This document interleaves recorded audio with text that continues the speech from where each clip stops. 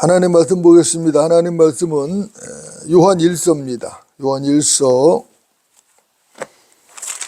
신약성경 요한 1서 2장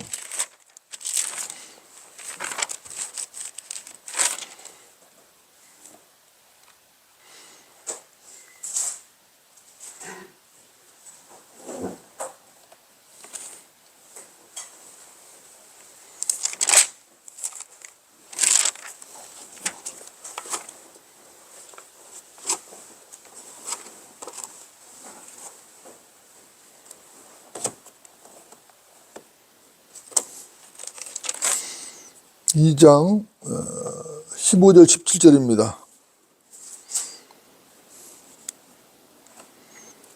15절 16절 17절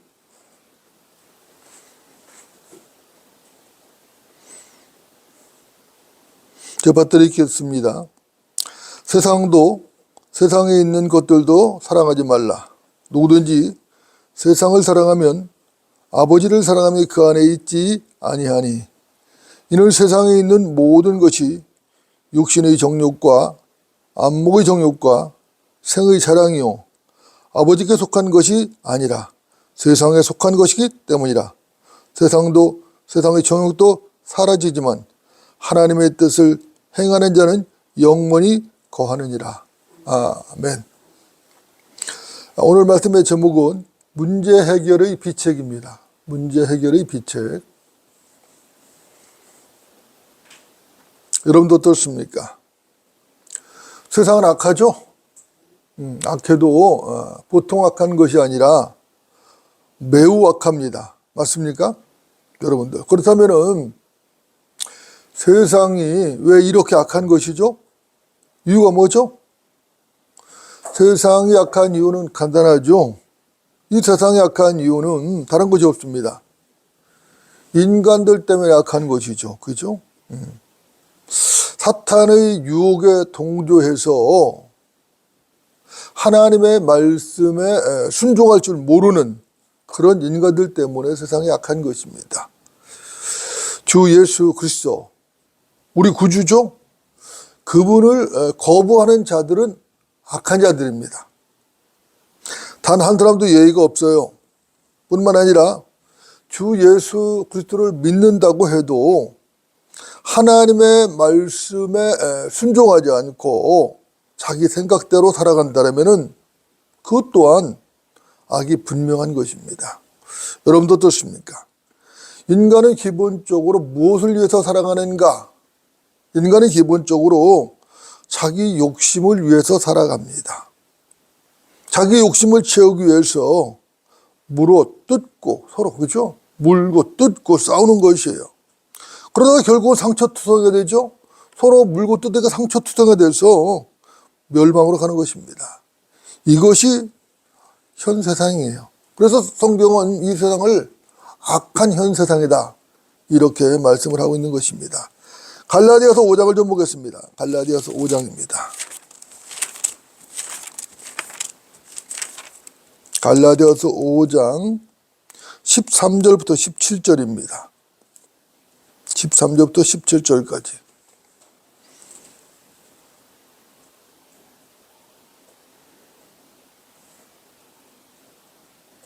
자, 제가 받들어 읽겠습니다.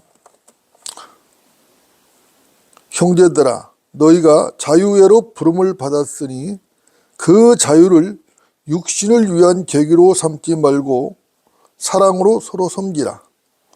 온 율법이 한마디 말, 즉 이 말로 이루어졌으니 내 이웃을 내 자신과 같이 사랑하라는 것이라. 그러나 만일 너희가 서로 물어 뜯고 삼킨다면 서로 멸망하지 않도록 주의하라. 내가 이것을 말하노니 성령 안에서 행하라. 그리하면 너희는 육신의 정욕을 이루지 아니하리라. 육신은 성령을 거슬러 욕심을 부리며 성령은 육신을 거스리라니 이들은 서로 반목하여서 너희가 하고자 하는 것을 하지 못하게 하느니라. 이렇게 말씀합니다. 여러분들 어떻습니까? 우리 그리스도인들 우리 그리스도인들은 자유인이죠? 맞습니까? 거듭난 그리스도인은 자유인입니다. 그리스도인의 자유는, 구원받은 그리스도인, 거듭난 그리스도인의 자유는 그 어떤 율법에도 매이지를 않습니다. 그렇다고 해서 무법자나 쾌락주의자처럼 살라는 그런 말은 아니죠. 자기 멋대로, 자기 생각대로, 자기 하고 싶은 대로 살아도 된다는 그런 말은 아닌 것입니다. 여러분 거듭나셨습니까? 그렇다면 거듭났다면은 구원받은 게 확실하죠. 그렇죠? 우리는 하나님의 은혜로 구원을 받았고 우리가 받은 구원 또한 그분의 은혜로 보장이 되는 것입니다. 언제까지 구원이 보장되는가? 여러분들 언제까지 보장되죠? 영원히죠. 그렇죠? 한 번 받은 구원은 영원히 보장이 되는 것입니다. 누가 보장을 하는가? 하나님께서 보장을 하시는 것이죠.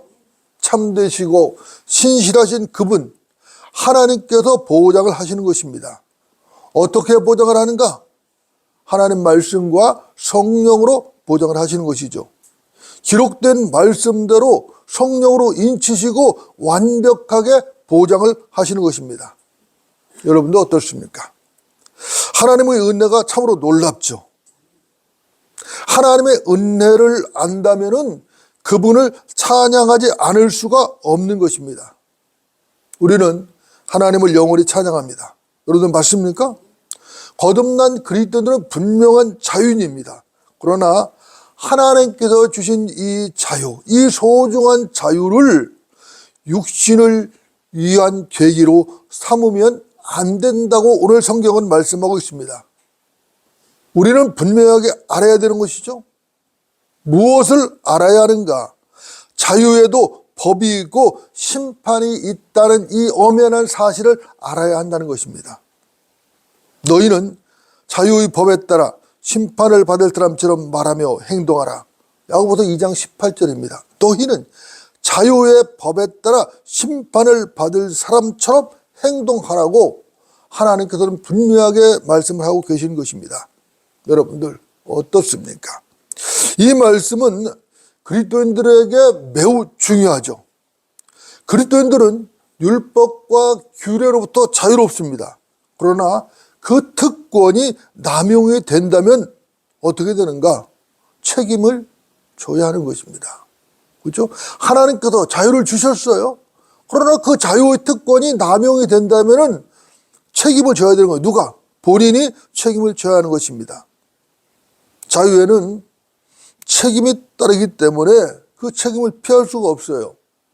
그래서 그 책임 때문에 얼마든지 고통을 당할 수가 있다는 것입니다. 사실 그 어떤 형태든지 징계는 고통스러운 것이에요. 때로는 그 징계 때문에 목숨을 잃을 수도 있는 것입니다. 죽기까지 할 수도 있는 거예요. 로마서 8장 13절은 말합니다. 너희가 육신을 따라 살면 죽을 것이나 성령을 통하여 몸의 행실을 죽이면 살리라. 너희가 육신을 따라 살면 죽을 것이나 성령을 통하여 몸의 행실을 죽이면 살리라. 그죠? 죄의 싹은 무엇이죠? 사망인 것입니다. 그래서 우리는 반드시 성령 안에서 행해야 하는 것입니다. 여러분들, 우리가 어떻게 하면 성령 안에서 행할 수 있을까? 성령 안에서 행해야 한다는 것은 알고 있는데, 분명히 그건 알고 있어요. 그런데 어떻게 하는 것이 성령 안에서 행하는 것인지 그것을 모른다면은 아무 소용이 없는 것이죠. 그렇죠? 많은 사람들이 성령을 오해를 합니다. 우리가 분명하게 알아야 될 것은 성령은 자기 감정이나 자기 생각이 아니라는 것입니다. 자기 느낌이나 자기 상상도 아니죠. 성령은 삼위일체 하나님이시고 인격체십니다. 이것을 놓치게 되면 실수를 하게 되는 것이에요. 여러분도 어떻습니까? 많은 은사주의자들이 있는데 이것을 놓쳐버린 것이죠. 물론 그들도 성령이 하나님이라는 사실은 알고 있습니다. 그걸 모르는 사람 없어요. 그러나 그들이 모르는 것이 있는데 무엇을 그들이 모르는가 여러분들 아십니까?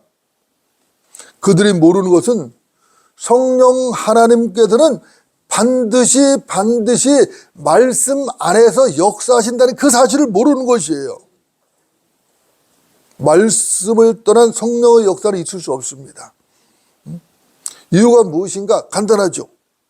말씀이 곧 하나님이시기 때문에 그렇습니다. 이는 하늘에서 증거하는 이가 세 분이시니 아버지와 말씀과 성령이시요 이 세 분은 하나님이시니라. 요한일서 5장 7절 말씀이죠. 진리는 확실한 겁니다.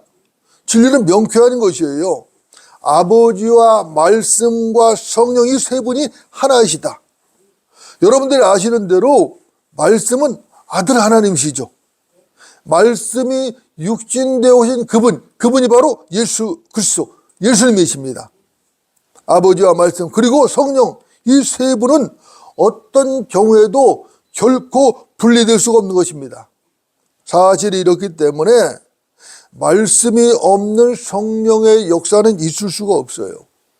말씀이 없이는 성령의 역사 자체가 있을 수가 없어요. 그런데도 너무나 많은 사람들이 속고 있는 것이에요. 말씀이 없이 성령이 역사한다고 하는 곳에 가보면 그건 성령의 역사라 마귀의 역사라고. 여러분도 어떻습니까? 하나님 아버지께서 왜 성령을 보내셨죠? 하나님 아버지께서 성령을 보내신 이유가 무엇입니까? 컴컴한 바닥에 쭈그리고 앉아서 방언이랍시고 날랄라거리라고 성령을 보내셨나요? 그런 게 아니죠. 예배당 바닥에 나뒹굴면서 개거품 물고 난동을 부리라고 성령을 보내셨나요? 그런 것도 아니죠. 그죠? 예언이랍시라고 말도 안 되는 다른 사람의 기룡사나 점치라고 성령을 보내셨나요? 아니죠. 아니죠. 여러분 어떻습니까?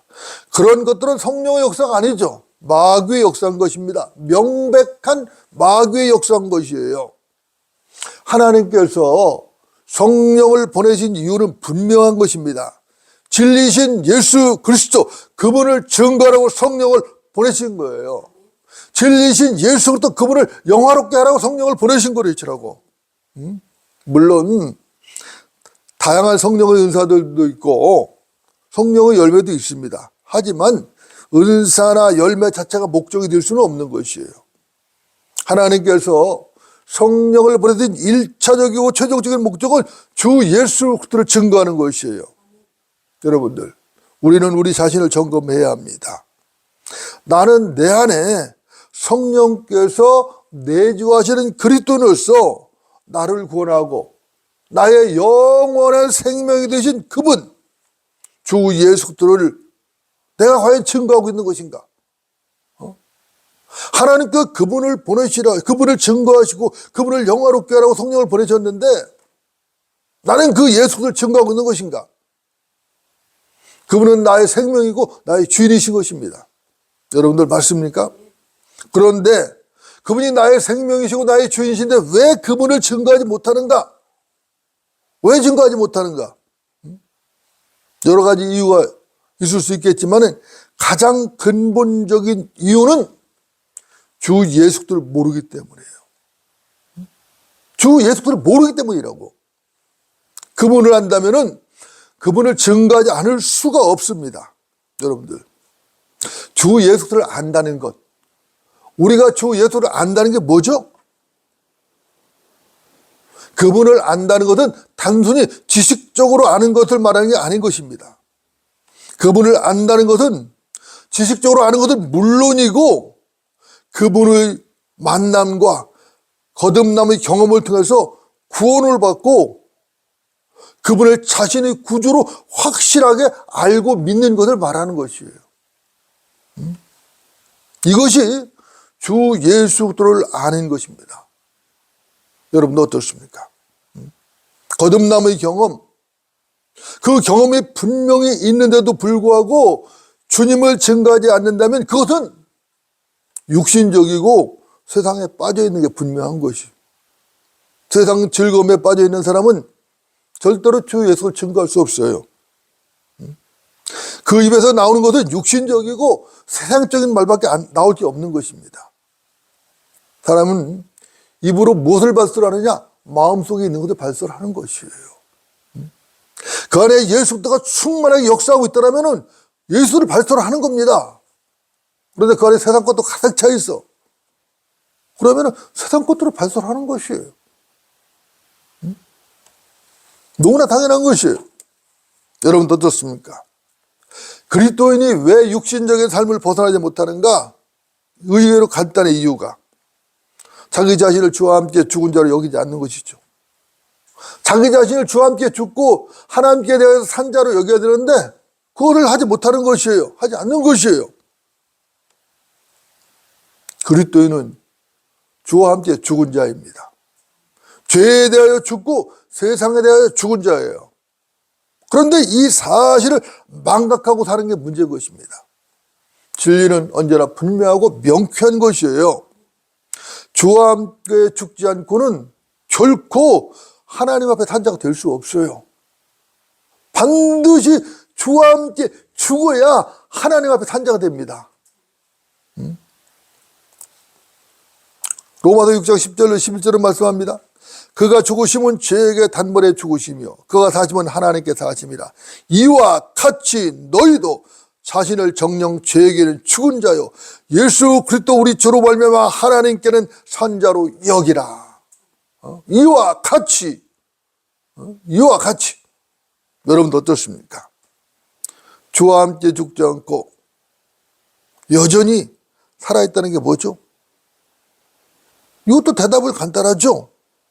예전에 자기 생각, 자기 의견 그대로라는 것입니다. 거듭난 사람은 새 피조물이죠? 맞습니까? 모든 것이 새롭게 된 사람이라고. 그렇죠? 그러므로 누구든지 그리스도 안에 있으면 새로운 피조물이라. 옛 것들은 지나갔으니 보라 모든 것이 새롭게 되었도다. 고린도후서 5장 17절 말씀이지 않습니까? 여러분 어떻습니까?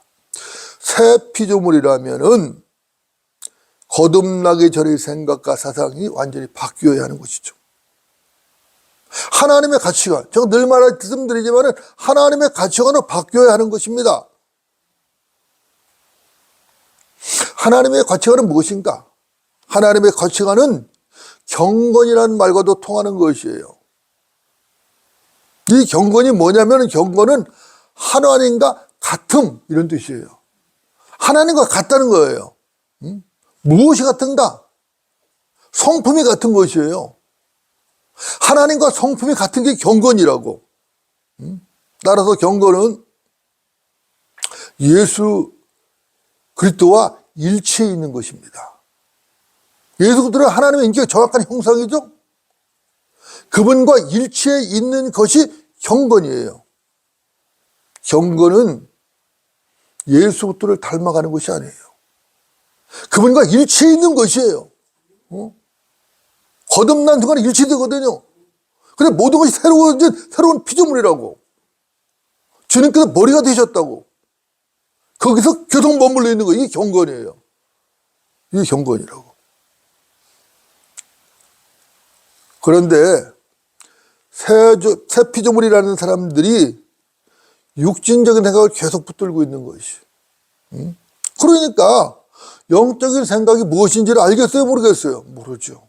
전혀 몰라요. 자, 예수 그리스도를 닮아가는 것, 이건 종교의 영역이에요. 예수 그리스도와 일치해 있는 것, 이게 복음의 영역이라고. 이게 복음이라고. 복음과 종교는 달라요. 똑같이 교회를 다니고 찬송을 부르고 기도를 해도 어떤 사람 종교 영역이 있는 거예요. 어떤 사람 복음의 영역이 있는 것이.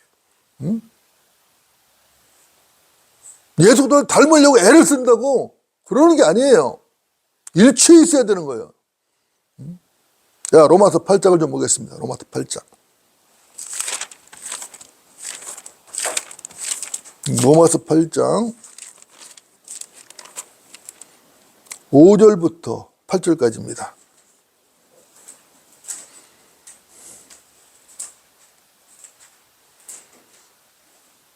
자, 제가 받들어 읽습니다. 육신을 따르는 사람들은 육신의 일들을 생각하나 성령을 따르는 사람들은 성령의 일들을 생각하느니라. 육신적으로 생각하는 것은 사망이나 영적으로 생각하는 건 생명과 화평이니라. 육신적인 생각은 하나님과 원수가 되나니 그것은 하나님의 법에 복종하지 않을 뿐만 아니라 실로 할 수도 없음이라.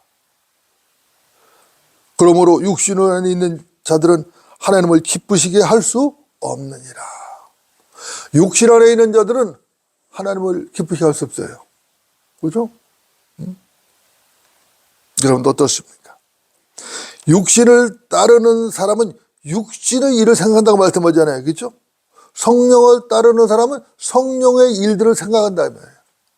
여러분들은 무슨 일들을 생각하고 사십니까? 이게 중요한 문제죠? 여러분 어떻습니까? 이건 논쟁의 여지가 없어요. 육신적으로 생각하는 것은 뭐라고 했어요? 사망이라고 그랬어요. 사망. 그죠? 육신적인 생각은 뭐라고요? 하나님과 원수라고 그랬다고. 왜 하나님의 원수일 수밖에 없는가?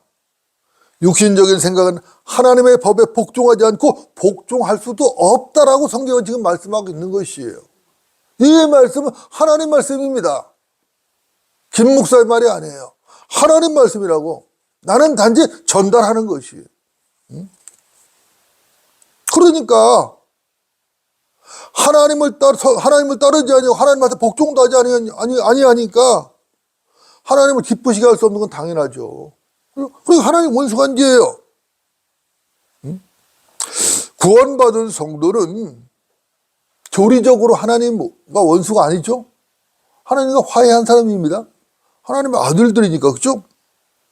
하나님께서 예수 그리스도를 통하여 스스로 우리와 화해를 하셨고 원수관계를 청산하셨어요. 우리도 구원받기 전에는 하나님과 원수관계였었죠. 근데 하나님께서 스스로 청산하셨어. 그분의 피로 청산하셨어요. 그럼에도 불구하고 안타까운 것은 하나님과 원수처럼 살아간다는 것이에요. 왜 하나님과 원수처럼 살아가는가? 하나님과 교제가 안 돼서 그래요. 교제가 안 되는 거예요. 하나님과 교제를 하며 살아야 되는데 교제가 안 되니까 하나님과 원수처럼 살아가는 것이에요. 여러분들. 그렇다면 왜 교제가 안 되죠? 교제가 안 되는 이유가 뭐예요? 이유로 간다는 것이죠. 육신적인 생각을 버리지 않아서 그래요. 육신적인 생각을 버리지 않는 한 하나님과 교제를 할 수 없다. 그러면은 하나님과 원수처럼 살아갈 수 없다라는 것입니다. 그렇게 살 수밖에 없어요. 하나님과 아들과 아버지의 관계, 아버지와 아들의 관계,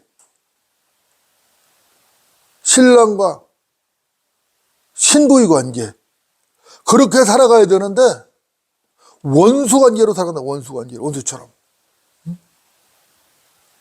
부부간에도 서로 사랑하며 살아야 되잖아요. 그렇죠? 근데 부부간에 막 원수처럼 서로 물어뜯고 삼키려고 산다면 행복하겠어요? 아버지와 아들, 자식과의 관계도 마찬가지죠. 아버지와 아들 얼마나 친밀한 관계예요. 그렇죠? 그런데 아버지와 아들 원수처럼 살아가. 그럼 어떻게 되겠어요? 어떻게 되겠냐고. 우리는 육신적인 생각을 버려야 합니다. 그리고 하나님께 영적인 사람으로 발견되어야 하는 것이죠. 여러분도 어떻습니까? 그리스도인들에게서 가장 들으면 안 되는, 그리스도인들이 가장 들으면 안 되는 치욕적인 말이 있어요. 여러분 그게 뭐라고 생각하십니까? 그것은 당신은 육신적인 사람이야, 이 말이에요. 이거는 정말 치욕적인 말이에요. 이 말보다 더 치욕적인 말은 없습니다. 왜 육신적인 사람인가? 다른 것 없어요. 육신적인 생각을 가졌기 때문에 육신적인 사람이에요. 하나님의 가치관을 갖지 않고 육신적인 생각을 가졌기 때문에 육신적인 사람이에요. 육신적인 사람의 특징이 있습니다. 바울은 이 점을 지적을 하고 있어요. 고린도전서 3장 3절을 보면은 너희는 여전히 육신적인 사람이라. 너희 가운데 시기와 다툼과 분열이 있으니 어찌 너희가 육신적이 아니며 사람을 따라 행하는 자가 아니리요. 이렇게 말씀합니다. 육신적인 사람의 특징은 시기와 다툼과 분열이에요. 그렇죠? 육신적인 생각은 시기와 다툼과 분열을 일으킵니다. 하나님의 말씀을 무시합니다. 하나님의 말씀을 무시하고 사람을 따라 행하는 거예요. 사람을 따라서 이리저리 몰려다니는 거예요. 그러니까 하나님과 교제가 안 되죠. 하나님과 원수처럼 사는 것입니다. 분명히 거듭났고 하나님의 자녀임에도 불구하고 여전히 세상적인 것이. 왜 우리가 하나님 말씀을 공부해야 되는가? 그것도 왜? 일시적으로 공부하는 게 아니라 일평생을 지속적으로 하나님 말씀을 공부하고 먹어야 되는 것인가? 영적인 성장과 건강을 위해서입니다. 하나님 말씀은 생명의 빵이죠? 맞습니까? 빵을 먹지 않고 건강을 유지할 수 있는 방법은 없는 것이에요. 빵을 먹지 않고 성장할 수도 없는 것이에요. 사람이 빵을 먹어야지, 밥을 먹어야죠. 음식을 먹어야 될 거 아니에요. 음식을 안 먹고 어떻게 건강을 유지합니까? 어떻게 성장을 합니까? 그죠? 여러분 어떻습니까? 제가 직설적으로 도전합니다. 여러분들. 여러분은 매일 빵을 먹고 계십니까? 혹시 육신의 빵은 끼니끼니 꼭꼭 챙겨서 먹는데 생명의 빵을 먹는 데는 게으르지 않습니까? 그리스도인이 생명의 빵을 먹는 건 기본인 것입니다. 생명의 빵을 먹지 않는 그리스도는 악한 사람이에요. 이걸 알아야 돼요. 악한 사람이에요. 생명의 빵을 먹는 것이 얼마나 중요한지를 알아야 된다고. 여러분 어떻습니까? 제 말이 좀 지나치다고 생각하십니까? 전혀 지나치지 않습니다. 여러분들 믿음이 어디서 나오죠? 나는 믿음이 없어. 그런데 믿음이 어디서 나오죠 도대체?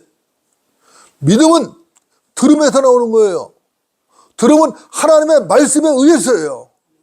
하나님의 말씀을 들을 때에 믿음이 나오는 것이에요. 하나님의 말씀을 먹지 않으니까, 생명의 빵을 먹지 않으니까 믿음이 생길 수가 없어요. 믿음이 성장할 수가 없다고. 진리는 분명한 것이에요. 하나님의 말씀은 명쾌합니다.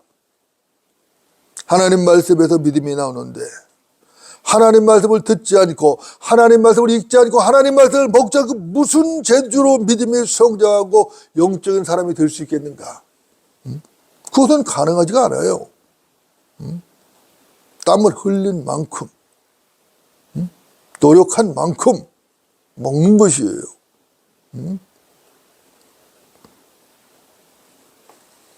믿음이 없다는 것은 무슨 말이냐? 믿음이 없다는 것은 하나님 말씀을 믿지 않는다는 말이거든요. 그렇죠? 말씀을 먹지 않아요. 생명의 양식은 생명의 빵을 먹잖아. 그러고도 배고픈 줄을 몰라. 허기짐을 모른다고. 그러니까 말씀을 먹지 않는 것이에요. 내가 하나님의 말씀을 하루라도 먹지 아니하면은 배가 고프고 허기지다면은 왜 안 먹겠어요? 자진해서 먹죠. 찾아서 먹죠. 그런데 허기짐을 모르니까 자진해서 찾아 먹기는커녕 갖다 먹으라고 갖다 바쳐도 안 먹는다고. 외면해버린다고. 하나님 말씀을 생명의 빵으로 확신한다면 그 빵을 먹지 않을 도리가 없어요. 그 빵을 먹지 않으면 배고프다는 사실을 안다면 그 빵을 먹지 않을 까닭이 없다고. 하나님 말씀을 믿지도 않고 먹지도 않으니까 육신적이에요. 보이는 것도 세상뿐이라고. 이것이 영적인 빈곤이에요. 영적인 빈곤이라고. 이 마지막 때는 영적인 빈곤의 시대예요. 여러분 어떻습니까? 기도하는 것도 마찬가지죠. 기도를 하는 것도 하나님 말씀을 알아야 기도를 하죠. 하나님 말씀을 모르는데 어떻게 효과적인 기도를 하냐고. 하나님 뜻은 여기에 있는데, 하나님 말씀이 다 계시되어 있는데 하나님 말씀을 모르니까 내 뜻대로 기도를 한다고. 내 생각을 기도한다고 그럼 그게 하나님 응답이 되겠어요? 그게요? 하나님께 그 기도에 어떻게 응답을 하시냐고. 그게 바른 기도가 되겠냐고. 효과적인 기도가 되겠냐고. 안 된다고요. 기도를 오랜 시간 하는 것도 중요하죠. 중요해요. 그러나 더 중요한 것은 하나님의 뜻에 맞게 기도하는 것이에요. 말씀에 벗어난 기도를 응답해달라고 40일 아니라 얼마나 100일을 금식하면서 기도해 보세요. 그게 되겠나? 말씀을 어긋나서 해달라면 하나님 하시겠어요? 절대로 안 하셔요. 하나님 말씀의 중요성은 아무리 강조해도 지나침이 없어요. 아무리 강조해도 부족하다고. 여러분들 맞습니까? 자, 오늘 보면 요한일서 2장을 다시 정리하겠습니다. 요한일서 2장 15절부터 17절입니다. 요한일서 2장.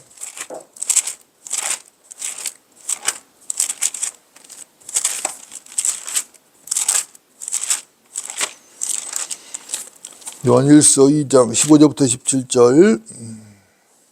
자, 제가 드리겠습니다. 세상도 세상에 있는 것들도 사랑하지 말라.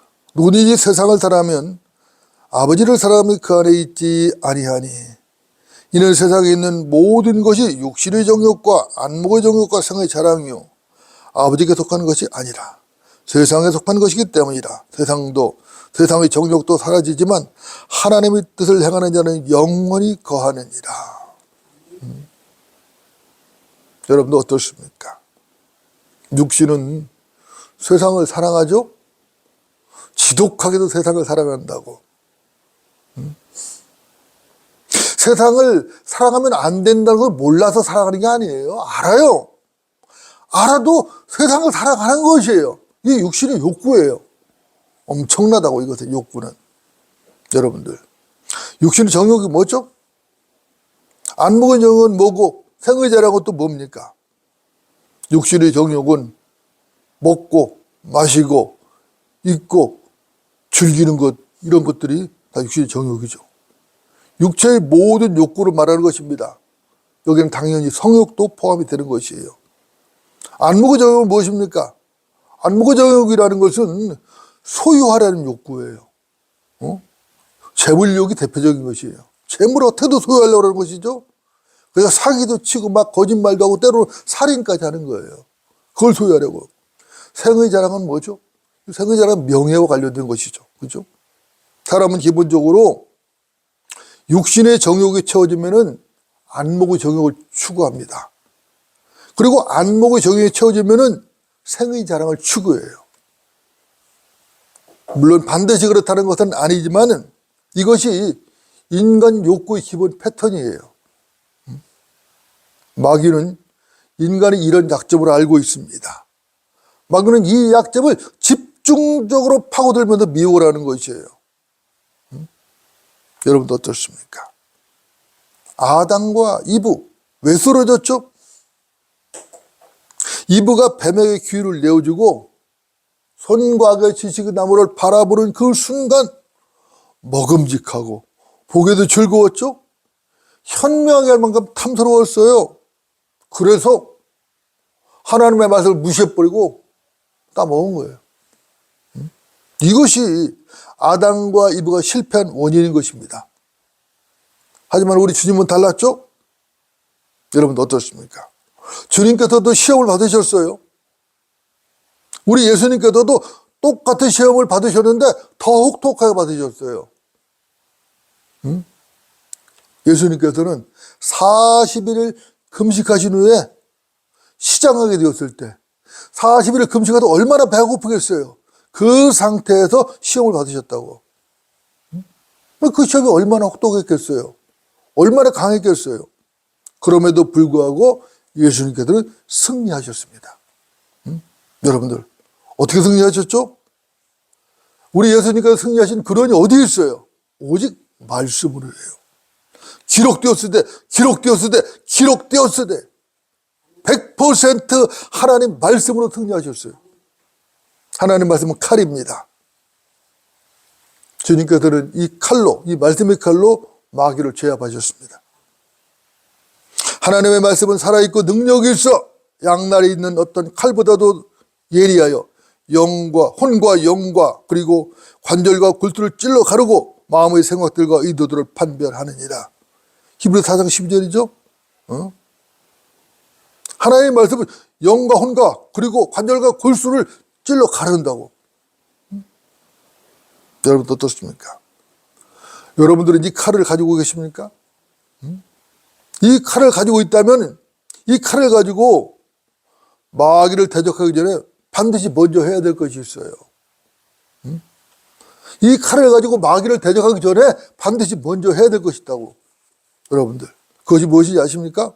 그것은 바로 그 칼로 자신을 먼저 찌르는 거예요. 자신의 혼과 영과 관절과 것을 찔러 갈라야 한다는 것입니다. 말씀의 칼로 나 자신을 갈라야지, 찌르고 갈라야지 비로소 그때 내가 제대로 보이는 것이에요. 그전은 내가 어떤 자인지 몰라요. 찌르고 갈라야 비로소 더러운 내 모습이 드러난다고. 추악한 내 모습이 드러난다고.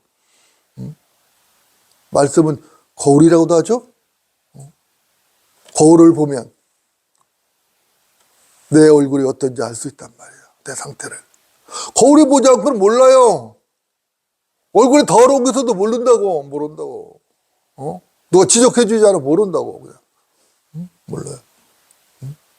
여러분들. 하나님의 말씀의 칼로 나 자신을 찌르고 가를 때 비로소 내가 제대로 보이고 주님 앞에 무릎을 꿇게 되는 거예요. 주님, 내가 죄인 중에 우두머리입니다. 내가 죄인입니다. 나는 이제까지 괜찮은 사람인 줄 알고 살았는데 하나님의 말씀으로 나를 찌르고 가려 보니까 내가 정말 추악하군요. 나는 주님이 필요합니다. 나의 구주이신 주님이 필요하다고 무릎 꿇게 되는 것이에요. 진정한 무릎을 꿇게 되는 것이에요. 여러분들 제가 도전합니다. 여러분은 말씀의 칼로 여러분을 찌르고 갈라보신 적이 있습니까? 육신의 정욕과 안목의 정욕과 생의 자랑에 묶여있는 여러분 자신을 발견해본 사실이 있느냐 이 말인 것입니다. 여러분이 품고 있는 마음의 생각들과 의도들을 하나님 말씀으로 정확하게 판별을 해보았느냐 이 말인 것입니다. 내 마음속에 품고 있는 모든 생각과 의도들 이것이 하나님 말씀에 부합한 것인지 하나님 말씀과 정반대로 가고 있는 것인지 판별을 해봐야 된다는 거예요. 반드시.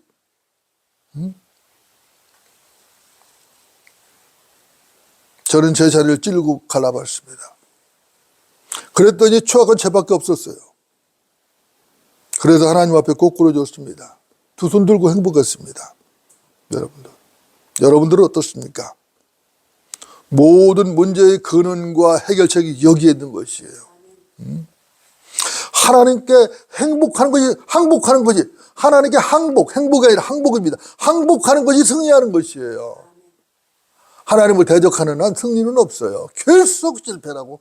계속 실패. 제가 어제도 그랬어요. 교만해서 예수를 믿지 않는 것이라고. 교만해서. 당신이 더 센가 하나님이 더 센가 한번 대결해 보라고. 누가 더 센지. 당신이 하나님보다 더 세느냐 말이야.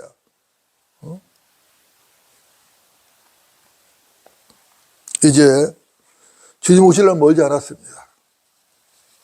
하나님과 다투면 다툴수록 소래예요. 그죠? 보라, 내가 속히 오리라. 반드시 내가 속히 오리라. 요한계시록 22장 7절 말씀과 20절 말씀이에요. 우리는 정신을 차리고 깨어 있어야 하는 것입니다. 열심을 다하여 내 마음을 지키라. 이는 삶의 모든 문제들이 거기서 나옵니다. 잠언 4장 24절 말씀입니다. 하나님 말씀으로 마음을 지키는 성도들이 돼야 되겠죠? 이것이 문제 해결의 비책인 것입니다. 기도하시겠습니다.